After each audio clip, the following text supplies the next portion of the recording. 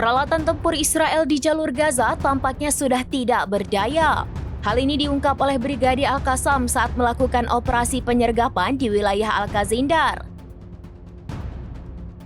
Dalam video yang dirilis pada Jumat 8 November, terlihat IDF membawa pulang tank rongsokan yang menjadi sasaran empuk Hamas. Apesnya, tank IDF melewati jalanan yang sudah dipasangi jebakan Brigadir Al-Qassam.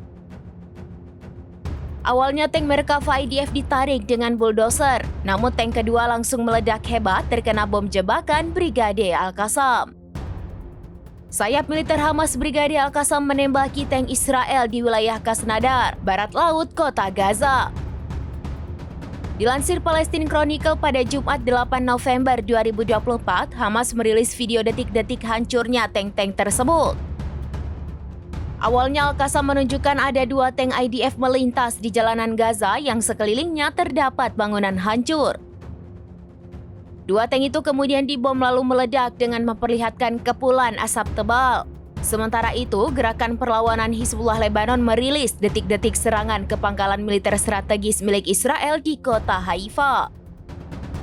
Serangan pada Kamis 7 November 2024 di wilayah Israel Utara itu menargetkan pangkalan Angkatan Laut Stella Maris.